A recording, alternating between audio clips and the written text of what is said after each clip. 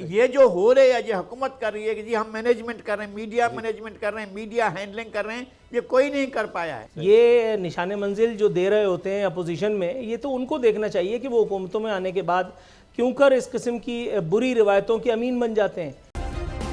Subscribe کریں اور بیل دبائیں تاکہ کوئی خبر رہ نہ جائے۔ بسم اللہ الرحمن الرحیم۔ السلام علیکم، میں ہوں محمد اسامہ غازی اور آپ دیکھ رہے ہیں اب پتہ چلا۔ آج کے پروگرام میں ہم بات کریں گے کہ سچ کہنا، لکھنا، بتانا آسان نہیں۔ بول نیوز نشانے پر کیوں ہے؟ گواہی عمران خان نے دے دی اور مہنگائی کے ماروں پر حکومت نے بجلی مہنگی کر کے پھر قیامت توڑ دی، اور سرکاری خرچے پر دوسرے ملکوں کا کاروباری دورہ کیسے ہوتا ہے، یہ راز بھی آج کھولیں گے۔ ناظرین، ایک کلام آپ سے شیئر کرنا ہے۔ ریاض الرحمان ساغر صاحب نے یہ اشعار جانے کب لکھے ہوں گے، لیکن اس میں ہماری سیاست کا کیا خوب نقشہ کھینچا ہے۔ روٹی کپڑا مکان دے نہ سکے، تم غریبوں کو مان دے نہ سکے، چلے پیچھے تمہارے جو ان کو منزلوں کے نشان دے نہ سکے۔ کیسے مروب ہوتا امریکہ ملک کو آن بان دے نہ سکے، کبھی جا کر مزار قائد پر کوئی حق کی اذان دے نہ سکے۔ جو گرے ہیں ڈرون حملوں میں تم انہیں پاسباں دے نہ سکے، جن کے ووٹوں سے آئے تم ان کو کچھ بھی تو مہربان دے نہ سکے۔ کہتے ہیں ہم واہ صدر پاکستان کوئی ایسا بیان دے نہ سکے، بھٹو جیسا وزیر اعظم بھی معتبر اور مہمان دے نہ سکے، ڈاکوؤں چوروں اور لٹیروں سے شہریوں کو امان دے نہ سکے، چپڑی روٹی تو خیر کیا دیتے، بھوکے کو سادہ نان دے نہ سکے۔ جی ناظرین، ستم یہی ہے کہ یہاں جو بھی جس کام پر مقرر ہے وہ اسی کام کو خراب کرتا پایا جاتا ہے۔ سیاست کو خطرہ ہے تو سیاست دانوں سے ہے، صحافت بدنام ہوئی ہے تو وجہ خود صحافی اور بکاؤ میڈیا ادارے ہیں، اور ایسے میں جو سچ کا علم بردار بنتا ہے، حق گوئی کا پرچم حقائق کو سامنے لے کر آتا ہے، یہ بکاؤ مال اس کے لیے وبال جان بن جاتا ہے۔ بول نیوز کو بھی حق سچ کی آواز بننے پر ماضی میں دبانے کی بھرپور کوششیں کی گئیں۔ بھونڈے الزامات اور جھوٹے مقدمات سے بول نیوز کا آزادی اظہار کا گلا دبانے کی بھرپور سازشیں کی گئی، لیکن تمام تر مشکلات کے باوجود بول نیوز نے سچ کا راستہ نہیں چھوڑا، آزادی اظہار کا پرچم بلند رکھا۔ بول نیوز کی حق گوئی اور استقامت کی گواہی آج شانگلہ میں ایک بڑے جلسہ عام سے خطاب کرتے ہوئے P T I chairman Imran Khan نے بھی دی۔ ان کا کیا کہنا تھا آپ کو بھی سنواتے ہیں۔ کسی جمہوریت کے اندر اس طرح میڈیا کے اوپر پابندیاں نہیں لگتی۔ وہ صحافی جن کی ریپوٹیشن جو محب وطن پاکستانی سمجھے جاتے ہیں، ان کے اوپر کیسز کیے جا رہے ہیں۔ عمران ریاض خان پہ، ارشد شریف پہ، سمیع ابراہیم پہ، صابر شاکر پہ، آئی آر وائی کے اوپر ہر قسم کی، چاہے اس کو کبھی نیچے کر دیتے ہیں کبھی اوپر کہ لوگ دیکھ نہ سکیں۔ بول ٹیلی ویژن اس کا جو شعیب ان کا جو ہیڈ ہے، اس کے اوپر کیسز۔ ناظرین، اس میں کوئی شک نہیں کہ سچ کی آواز دبانے کے لیے بول نیوز کے مالک شعیب شیخ پر جھوٹے مقدمات بنائے گئے، لیکن یہ سب ان کی جرت اور استقامت کے آگے ریت کی دیوار ثابت ہوئے۔ لیکن یہ سلسلہ آج بھی جاری ہے۔ سینئر اینکر پرسن بول نیوز سمیع ابراہیم کے خلاف بھی یہ گھناؤنا کھیل کھیلا جا رہا ہے، جس کا تذکرہ عمران خان صاحب کر رہے ہیں۔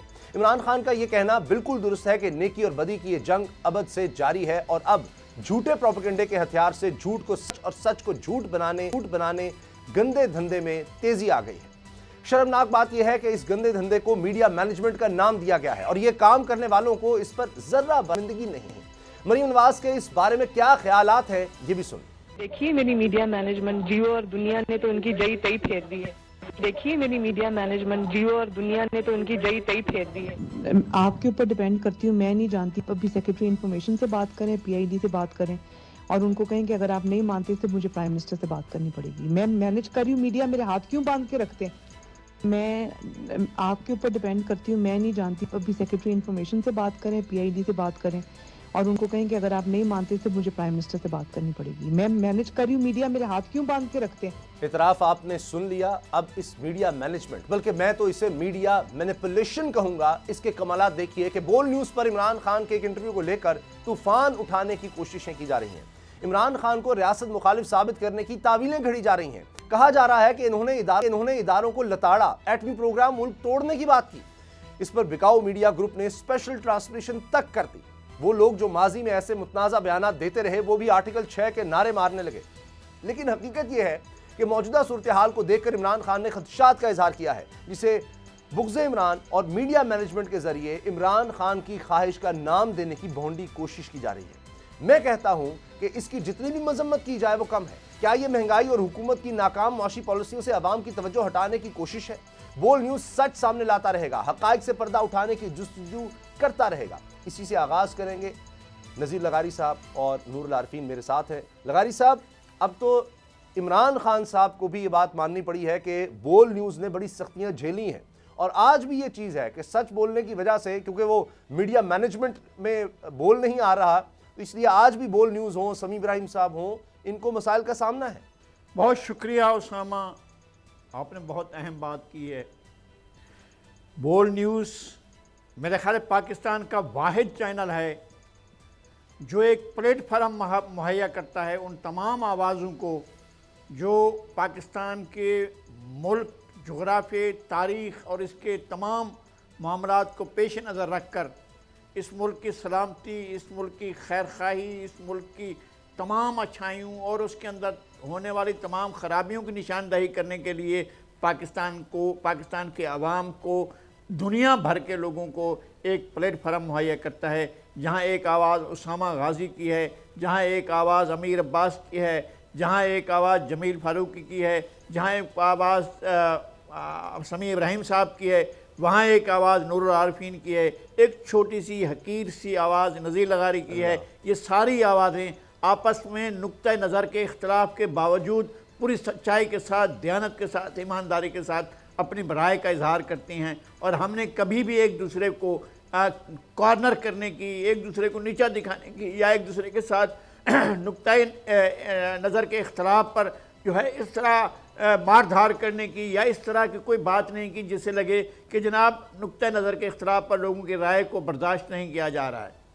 یہ ایک ایسا پلیٹ فارم ہے، پاکستان میں کوئی اور چینل ایسا پلیٹ فارم کے طور پر سامنے نہیں آ سکتا جو اس طرح سے کہے کہ جناب دو مختلف قسم کے نقطۂ نظر کو کٹر کرنے والا ایک واحد پلیٹ فارم اگر ہے تو وہ بول نیوز ہے، اور جو ہر طرح کی بات کرتا ہے، جہاں پر حکومت کی اچھی باتوں کو بھی لیا جاتا ہے اور اپوزیشن کی اچھی باتوں کو بھی لیا جاتا ہے، جہاں بری باتوں کو نشاندہی کی جاتی ہے، جہاں دونوں کی بری باتیں ان کی بھی نشاندہی کی جاتی ہے، جہاں دونوں کی اچھی باتیں ان کو بھی نشاندہی کی جاتی ہے.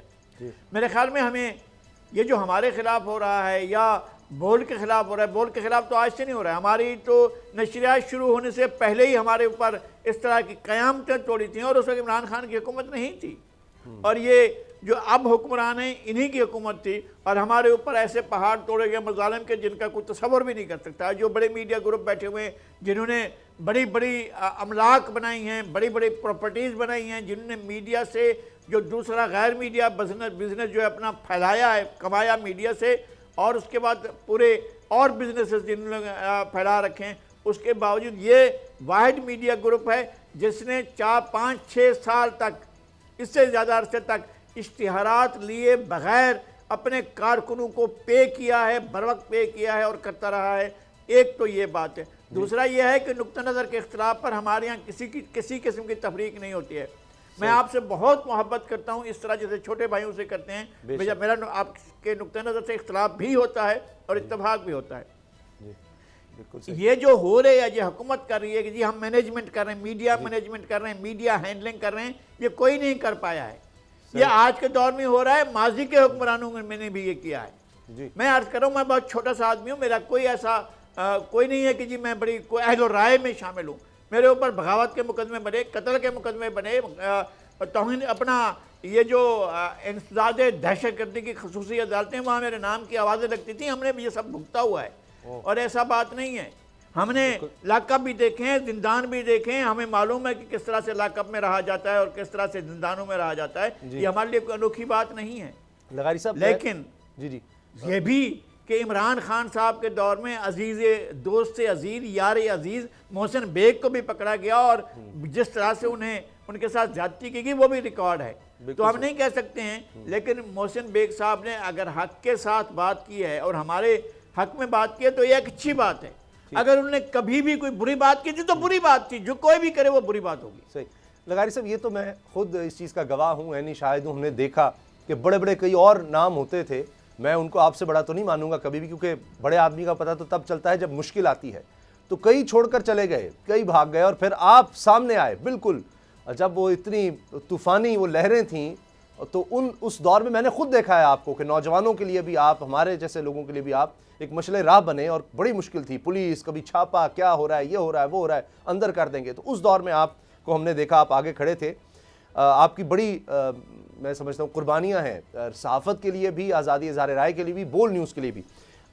नूरुल आरफीन, लेकिन अब जब हुकूमत आती है तब फ़र्क क्यों पड़ जाता है? जब यही लोग अपोजिशन में हो जा सकते हैं दोबारा, शायद इलेक्शन के बाद जो आज हुकूमत है अपोजिशन में हो सकती है, तब इनको शायद बोल्ड न्यूज़ की ज़्यादा ज़रूरत पड़ जाएगी। तब इनको बोल्ड न्यूज़ की याद आएगी कि जनाब ये हक सच की आवाज़ उठाता है, आज कल को ये अगर मुश्किल में हुए तो तब बोल्ड न्यूज़ ने भी इनके साथ ही खड़े होना है। तो ये क्यों होता है कि हुकूमत में आकर हर कोई, अब मीडिया मैनेजमेंट में हम नहीं बीच में आ रहे, इस वजह से जनाब मसाइल का शिकार हो जाएंगे आप? ये सियासतदानों की एक आदि मर्ज़ है, ये एक लाइलाज मर्ज़ है जिसका इलाज बहरहाल दरियाफ्त अभी तक नहीं हुआ। नून लीग जब हुकूमत में होती है तो उसका तर्ज़ अमल मुख्तलिफ होता है। पीपल्स पार्टी के साथ भी ये मसला है, पीटीआई के साथ भी काफ़ी हद तक ये मसला रहा। आज बहरहाल लेकिन एक अच्छी बात यह है कि इमरान खान साहब को आज़ादी इज़हार राय की अहमियत उनको न सिर्फ समझ में आ गई है, बल्कि वो उसका दिफा करने के लिए पुरज़्म भी दिखाई देते हैं। और दूसरी तरफ वही जो एक रिवायत है नून लीग की, उसकी डट करके पासदारी की जा रही है नून लीग की जानिब से, इत्तेहादी हुकूमत की जानिब से। इसको देख कर के भी किसी किस्म की कोई हैरत मुझे नहीं हुई। मैं जानता हूँ कि जब नून लीग इक़्तिदार में होती है तो किस किस्म के, मैंने अपने प्रोग्राम में आप ही के साथ डिस्कस किया था फयाज़ुल हसन चौहान वाली एक मिसाल, जिनको मरियम ने पाबंदी लगवा दी थी, और किस तरह से फिर वो मुख्तलिफ़ चैनल्स पे बड़ी मुश्किलात का सामना करने के बाद ऑन एयर हुआ करते थे। तो ये है पाकिस्तानी सियासतदानों का दिमाग अर्श मौला पर होता है जब वो इक़्तिदार में होते हैं, और इक़्तिदार से बाहर जा कर के वो उनको हक़ और सच की बात नज़र आती है। लेकिन बहरहाल ये भी खुशाइंद बात है कि उनको इक़्तिदार से जाने के बाद हक़ और सच की तमीज़ हो जाती है, वो अच्छी बात कर रहे होते हैं, निशान मंजिल दे रहे होते हैं। लेकिन अगेन जैसे अब नून लीग हुकूमत में निशान मंजिल अगर वो अब दे तो मेरा ख्याल है ज़्यादा मुनासिब होगा। अब पहले तो बड़ी अच्छी अच्छी बातें सोचती थी, बड़ी लंतरानियाँ सुनाई जाती थी जमहूर की और जमहूरियत की। अब अगर उस पर कुछ अमल दरामद भी हो जाए मेरा ख्याल है तो लगे हाथों अच्छा हो जाएगा। लेकिन ये क्यों है कि अगर जिसको मीडिया मैनेजमेंट कहा जाता है या जो भी, अगर तो उसके बीच में आप आ जाते हैं, या आप जो सरकार हो, जो भी हो, उसकी लाइन पर चल रहे हों, तो आपको बेतहाशा इश्तिहार भी मिल जाएंगे, आपको मराहत भी मिल जाएंगी, आपके इदारे में काम करने वाले साफ़ियों को बड़े बड़े ओहदे भी मिल जाएंगे, बड़े बड़े ओहदे भी मिल जाएंगे, और आपके कहने पर सरकारी ओहदों पर लोग तैनात भी हो जाएंगे। ये भी मैंने देखा कि जनाब लीगल एडवाइज़र जो किसी इदारे के थे वो भी कहीं ना कहीं उनको भी एडजस्ट कर लिया जाता है। यहाँ तक ये हमने देखा बड़े बड़े लोग जो उससे ये होता है। लेकिन अगर कोई नहीं साथ चलता तो उस पर केसेस बनाने लग जाते हैं। नूर आरफीन, ये क्या, ये सज़ा होती है फिर? आपके सवाल में आपका जवाब छुपा है। डेफिनेटली ये सज़ा है, उनका साथ न देने की सज़ा है, उनके एजेंडे को टो कर ना करने की सज़ा है, और ये सज़ा उस वक्त तक दी जाती रहेगी जब तक आप उनके साथ मिल करके वही वाणी ना गाने लगे जो वो गंवाने की कोशिश फरमा रहे हैं। मीडिया ग्रुप्स को ख़रीदना, मीडिया का ज़मीर ख़रीदना, कॉलम नवीसों को ख़रीदना, व्लॉगर्स को ख़रीदना, ये पाकिस्तान में पहली दफ़ा तो नहीं हुआ, लेकिन ये कोई हौसला अफजा कदम भी नहीं है जिसकी सताइश की जाए। ये देखना तो सियासतदानों को चाहिए। ये निशान मंजिल जो दे रहे होते हैं अपोजिशन में, ये तो उनको देखना चाहिए कि वो हुकूमतों में आने के बाद क्यों कर इस किस्म की बुरी रिवायतों के अमीन बन जाते हैं। क्यों उनको ये याद नहीं आता कि वो कौमी मफाद जिसका बखान वो अपोजिशन में कर रहे थे, उसका तहफ़्फ़ुज़ उन पर उस वक्त भी वाजिब है कि जब वो हुकूमतों में होते हैं। तो डेफिनेटली ये एक रिश्वत की किस्म है, ये एक ज़मीर फरोशी की अलामत है, और क्या। अच्छा, अब अगली जो बात हमने करनी है नज़ीर लगारी साहब, वो बोल्ड न्यूज़ का इंटरव्यू। मेरा ख्याल है कि इमरान खान के बहुत से इंटरव्यूज़ हुए होंगे, बहुत से चैनल्स ने किए, लेकिन शायद ही कोई इंटरव्यू ऐसा हो, या ये बोल्ड न्यूज़ का साथ नाम जुड़ गया इस वजह से कि जिसको पूरे पाकिस्तान में इस तरह से, ख़ास जो मीडिया मैनेजमेंट में आते हैं, उन्होंने इस तरह पूरी ट्रांसमिशन और कवरेज दी हो। जबकि कल नूरुल आरफीन ने भी खुदा न खास्ता कहकर ये बार बार कहा कि अल्लाह ना करे कि ऐसा हो, ये बात कही कि जी जो किताब वो लिख रहे हैं उसका कहीं टाइटल खुदा न खास्ता न ऐसा हो। ये मोहब्बत होती है। एक घर है تو اس میں ہم ایک خاندان کی طرح رہتے ہیں, تو ہم ایک دوسرے کو سمجھاتے ہیں کہ دیکھو یہ مسائل ہیں, اگر ہم نے اتفاق سے نہ رہے, اگر یہ مسائل ہم نے حل نہ کیے تو خدا نخواستہ یہ گھرانہ نقصان میں آ سکتا ہے, گھر ٹوٹ سکتا ہے, یہ مسائل ہوتے ہیں. تو کیا ایسی بات کرنا, عمران خان صاحب نے کہا کہ جی دیکھیں ایک انٹرنیشنل سازش تو مسلسل پاکستان کے خلاف ہے, آپ بھی اس کا اظہار کر چکے ہیں لغاری صاحب کہ یہ ہمارے نیوکلیئر ایسٹس جو ہیں یہ عالمی سامراج کو پسند نہیں ہے. اس کی عمران خان صاحب نے مثال بھی دی یوکرین کی کہ یہ ہو سکتا ہے باقاعدہ. تو ایک سیاسی لیڈر کا تو ایک کام ہوتا ہے. اس طرح مجھے یاد ہے بلاول بھٹو صاحب یہ بات کر چکے ہیں کہ ہوش کے ناخن نے, ورنہ اس طرح سے پلانز ہیں کہ پاکستان کو خدا نخواستہ اس طرح سے کوئی اس کے حصے کیے جائیں, یہ پرانی بات ہے. اب اس انٹرویو کو بنیاد بنا کر وہ ایسے کہ اتنی غداری اور یہ سب کچھ, اور جناب پتہ نہیں کہ گرفتار کر لیں, یہ کر لیں, یہ کب تک ہوتا رہے گا لغاری صاحب؟ پہلی بات تو یہ ہے کہ کسی چیز کو دیکھنے کا انداز, کسی چیز کو سمجھنے کا انداز اور کسی چیز کے بارے میں اپنی رائے رکھنے کا انداز ہر آدمی کا مختلف ہو سکتا ہے. عمران خان نے جو نتائج اخذ کیے ہیں, یہ نتائج ہم پہلے اخذ کر کے بیان کر چکے ہیں کہ یہ اس طرح کی صورتحال جا رہی ہے. اور انہوں نے ایک اور بات بھی کی کہ بہت بڑی طاقت تھی, بہت بڑی فوج تھی سوویت یونین کی, مگر وہ کلیپس ہو گئی, اور چونکہ معیشت کلیپس ہو رہی تھی. تو عمران خان صاحب کو اور پاکستان کے لوگوں کو اور اپنے ناظرین کو میں یہ بتا دوں کہ 1950 میں امریکی صدر ٹرومین نے وزارت خارجہ کو, اسٹیٹ ڈپارٹمنٹ کو خط لکھا کہ مجھے ایک ایسی پالیسی چاہیے, چونکہ چین میں انقلاب آ چکا ہے اور روس کے اندر ایٹم بم بن چکا ہے, تو مجھے ایک ایسی پالیسی چاہیے جس پالیسی کے تحت میں آگے چل کر ان حالات کا مقابلہ کروں. ایک چین کا انقلاب اور ایک روس کا ایٹمی دھماکہ, ایک اکتوبر کو 1 اکتوبر 49 کو ہوا اور دوسرا 1 اگست 49 کو ہوا. 1950 میں پال نیٹشے نے NSC national security council 68 document لکھا. وہ ڈاکومنٹ ظاہر کرتا ہے کہ سرد جنگ کیسے شروع کی گئی. 40 سالہ سرد جنگ میں پاکستان کو, مجھے, آپ کو, اس ملک کو فرنٹ لائن اسٹیٹ رکھا گیا اور کہا گیا کہ چلو امریکہ کی اس کے پر جنگ لڑو.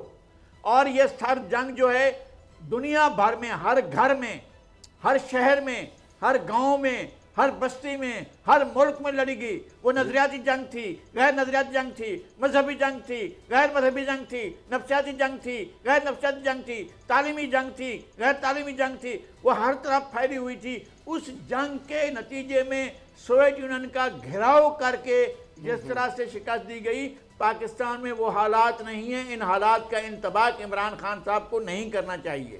اس لیے کہ میں پوری تاریخ بتانے کو تیار ہوں اور بیٹھ کر بحث کرنے کے لیے تیار ہوں. نمبر 1. جی. نمبر 2 یہ کہ اگر کوئی مسئلہ موجود ہے, یہی مسئلہ موجود ہے, جی, ملک کی سلامتی کو خطرہ ہے, ہمارے اداروں کو خطرہ ہے, ہمارے اثاثوں کو خطرہ ہے, اور یہ ہم اس خطرات کا اظہار پہلے سے کرتے آ رہے ہیں. اور انٹرنل خطرہ بھی ہے, ایکسٹرنل خطرہ بھی ہے, اندرونی بھی ہے, بیرونی بھی ہے. جی. لیکن ہم یہ کہہ رہے ہیں کہ اس خطرے کو بڑھایا نہ جائے. عمران خان صاحب اس خطرے کو بڑھا رہے ہیں. مجھے افسوس ہے یہ بات کہتے ہوئے, اور انہیں اس خطرے کو بڑھانا نہیں چاہیے. وہ جس طرح سے اپنے اقدامات کے لیے اعلانات کر رہے ہیں, وہ اس خطرے کو اور زیادہ سنگین بنا رہے ہیں. میں وارن کر رہا ہوں, یہ نہیں مجھے کوئی سیاستدان نہیں ہوں, صحیح ہے, میں ایک صحافی ہوں, میں تاریخ کا ایک طالب علم ہوں, میں پاکستان کی 50 سالہ تاریخ کا بالکل عینی شاہد ہوں, اور میں دنیا بھر کی تاریخ کو, جو میرے زمانے کی تاریخ ہے, میں اس کو جانتا ہوں. ایک ایک واقعے پر میری نظر رہی ہے. میں کہہ رہا ہوں عمران خان صاحب کو ان حالات کی طرف ملک کو نہیں لے جانا چاہیے. آپ کو پبلک سپورٹ ملی ہے تو آپ پبلک کے حق میں, پاکستان کے حق میں, جغرافیہ کے حق میں, اس ملک کو بچانے کے حق میں استعمال کریں. آپ کے اقدامات سے اگر ملک کو نقصان پہنچے تو ذمہ دار آپ ہوں گے. خدشات کا اظہار اگر آپ نے کرنا بھی ہے تو تھوڑا الفاظ کا چناؤ ذرا بہتر کریں, ذرا طریقے سے, اور جوڑنے کی بات کریں. لیکن ابھی زیادہ پرانی بات نہیں, ابھی اسی طرح کے خدشات کا اظہار, میں تو خدشات ہی کہوں گا, کس طرح کے جملے کہے گئے, کیا کون کیا کہتا رہا, اس کی ایک جھلک ہم آپ کو دکھانا چاہ رہے ہیں. وہ بے ساکھیہ تھی جس پر اس کی حکومت کھڑی تھی, وہ شخص جس سے یہ بے فیض ہوا تو دڑام سے حکومت زمین پہ آ کر گر گئی. ہمیشہ کے لیے ہم میں رہنا ہے، تو ہمیں مت تنگ کرو. اگر ہمیں تنگ کرنے کی کوشش کی تو ہم آپ کی بھی انسین بجا دیں. اس کے بعد اگر میں نے کبھی سنا تو میں خود کھڑا ہو کے ایک پوری لسٹ نکالوں گا. پاکستان جب سے بنا ہے آج تک کی، اور پھر آپ جواب دیتے رہنا. پیر کانپ رہے تھے، پسینے ماتھے پہ تھے، اور ہم سے شاہ محمود صاحب نے کہا، فارن منسٹر صاحب نے، کہ خدا کا واسطہ ہے اب اس کو واپس جانے دیں، چونکہ 9 بجے رات کو ہندوستان پاکستان پہ اٹیک کر رہا ہے. پاکستان پیپلز پارٹی جیسے جماعت کھڑے نہیں ہوں گے تو پھر کل سندھو دیش بھی بن سکتا ہے، سرائکی دیش بھی بن سکتا ہے، پختونوں کا دیش بن سکتا ہے. ہوش کی ناخن لو. قمر جاوید باجوہ صاحب، آپ نے ہماری اچھی بھلی چلتی حکومت کو رخصت کروایا اور ملک و قوم کو اپنی خواہشات کی بھین چڑھایا. ممبران پارلیمنٹ کی خرید و فروخت جس سے ہم عرصہ دراز سے جان چھڑا چکے تھے، دوبارہ آپ نے شروع کروائی. جنرل باجوہ صاحب، جواب آپ کو ہی دینا پڑے گا. آپ کو ایک لیڈر کی زندگی کا ایشو ہے. میں بیفور ٹائم کہہ رہا ہوں کہ بی بی بے نظیر بھٹو کو جب ان خطرات کا اندازہ ہوا تھا تو اس نے نام لیے تھے، اور پھر اس کے بعد وہ حادثہ ہو گیا. مگر اس وقت ان کے ورثاء جو تھے انہوں نے کہا پاکستان کھپے. مگر اگر خدا نہ خواستہ مریم نواز شریف کو کچھ ہوا تو ہم پاکستان کھپے کا نعرہ نہیں لگائیں. نور عارفین، آپ نے سنے مختلف بیانات. مجھے اس میں آرمی چیف کا بیان بھی یاد آ رہا ہے کہ جی انہوں نے کہا کہ صرف ہتھیار نہیں، مضبوط معیشت بھی ملک کے لیے ضروری ہوتی ہے، ملک کو جوڑنے کے لیے، ملک کے دفاع کے لیے. تو اگر ان سب بیانات کو دیکھیں تو خدشات کے اظہار تو ہو چکے ہیں. آپ نے خود مثال دی تو میں کہہ رہا ہوں، ورنہ مجھے یہ بات کہنی نہیں تھی. عمران خان تو لیٹ ہو گئے. عمران خان سے پہلے تو کل میں نے اس خدشے کا اظہار کیا تھا اللہ معاذ اللہ کر کے. تو کیا مجھ پر بھی مقدمے بنائیں گے؟ میں نے کہا کہ میں نے پاکستان ٹوٹتے دیکھا کا ٹائٹل میں نے خدا نخواستہ چن کر کے رکھا ہے، کیونکہ جو حرکات و سکنات ہو رہی ہیں اگر روش نہ بدلی گئی تو یہ کتاب چھاپنی ہی پڑے گی. کل میں کہہ چکا ہوں. عمران خان نے خدشے کا اظہار کیا. میں وہ روئے زمین پر آخری آدمی ہوں جو عمران خان کی خوشامد کرے گا. آپ کو پتہ ہے، میں پھر بار بار کہہ رہا ہوں کہ عمران خان کے حوالے سے جب تک وہ وزیر اعظم رہے میں نے ان کو کوئی سپیس نہیں دیا. لیکن یہاں مجھے تھوڑا سا ٹائم دیجیے گا، مجھے 2-3 گزارشات آپ کی خدمت میں پیش کرنی ہے. ضرور. کچھ میڈیا گروپس نے میں آپ سے معذرت چاہتا ہوں، ٹائم چونکہ بریک کا ہے، اس کے بعد تاکہ آپ بات مکمل پوری طرح سے کر سکیں کہ ہم بریک لے لیتے ہیں، اور بریک کے بعد پوری بات نور عارفین کی ہم سنیں گے. بریک کے بعد سبسکرائب کریں اور بیل دبائیں تاکہ کوئی خبر رہ نہ جائے.